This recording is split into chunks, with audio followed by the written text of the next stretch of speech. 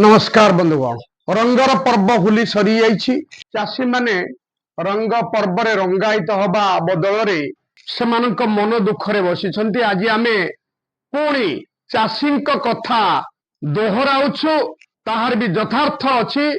आपण कहिबे भूली जाइथिले कि चैनल चाषीकर कथा ना, आमे केबे भी भूलु नहु।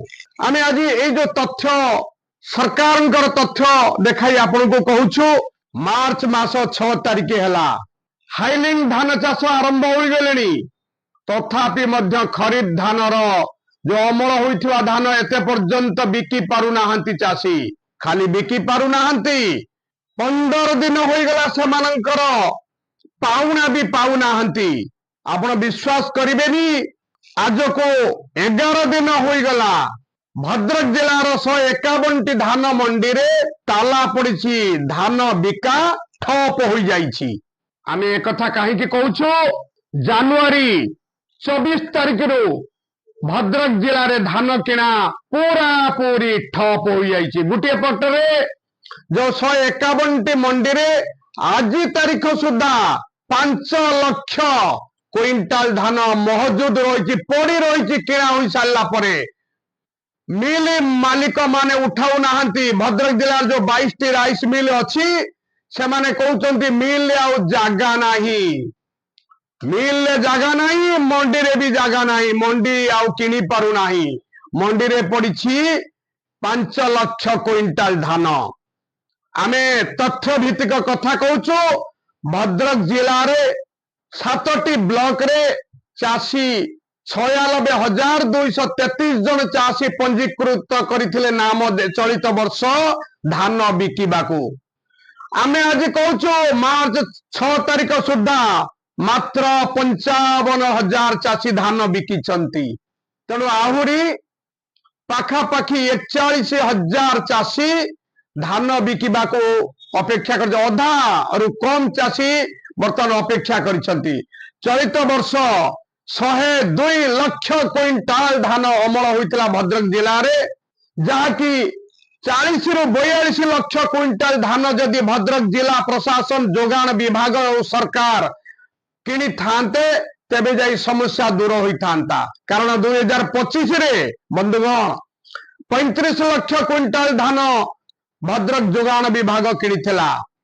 चलित वर्ष धान किनिबा पई प्रथमे 13,30,000 क्विंटाल टार्गेट देइथिला बेले पुणी जनवरी मास अधा बेलकु देले आउ 18 लाख क्विंटाल, पाखापाखि 31,30,000 क्विंटाल धान भद्रक जिलार चाषी मानक ठारू किनिबा पई सरकार टार्गेट देइछंती।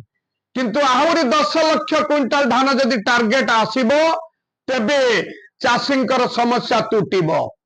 अन्य पक्षरे जो 31,30,000 क्विंटाल टार्गेट आसीछि सेथिरु 21,35,000 क्विंटाल धान सरकार बहादुर किनिछंती। पाखापाखि 2 मास परे आहुरी 10 लाख क्विंटाल धान टार्गेट जोगाण विभाग हाथ में रही। ये जो 22 टी राइस मिल भद्रक जिले में से हाथ टेकी देलेनी, आम राइस मिल भितर आ जागा नहीं, आम धान किनी पारिबुनी। सही कथा हला जनवरी मासरु चाषी कहूथिले जे बाहर मिल को डाक, संबलपुर, बरगढ़, चंडीखोल हो, जाजपुर हो, जो सेपट सुंदरगढ़ हो, जो चाषी जो बड़ बड़ मिल राइस मिल मालिकों को डाक 2024-25 भली पुणी से धान उठाई नेबे 16 चकिया गाड़ी रे, समस्या रहिबनी।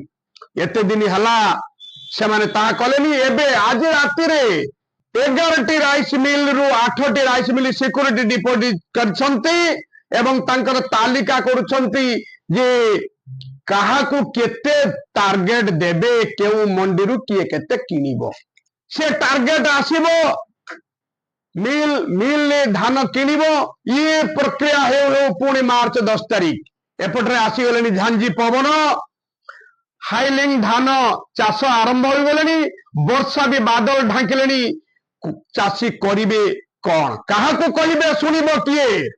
बारंबार आंदोलन, धर्मघट, रास्ता रुक सब करी भी विफल हेलेनी, केही सुनु नाहंती।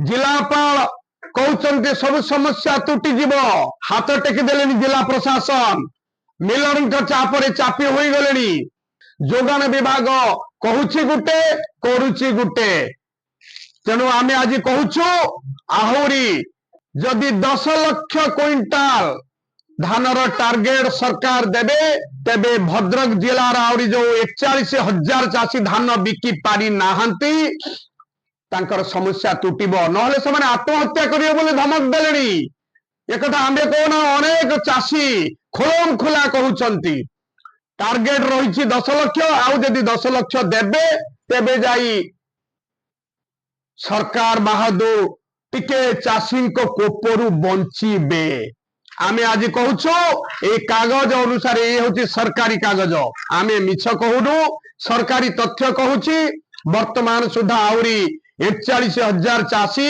धान बिकी पारि नाहंती पाखापाखि 35 कोटी टंकार धान पाउना बाकी अच्छी चाषी माने आखि स्कान करि पारनंती मंडी रे धान दे देइछंती आखि स्कान करि पारु नाहंती कि धान पाउना ना पाई पारु नाहंती होली चली गला रंगर पर्व होली गला से माने पिला छुआ को नहीं किना बिका करिथांते रंग किनिथांते किए केते प्रकार किना बिका हिथा करिथांते चाषी परिवार दुखरे कारण से माने धान बिकी भी पाउना पाउनांती कोन चाली छे शासन ये जोगान विभाग सरकार कोन चाषी का दुख सुनिबेनी तेणु आमे आम चैनल तरफ आउ थरे निवेदन करुछु ये चाषी दुख न शुणिले सब धूलिसात हो। धन्यवाद नमस्कार।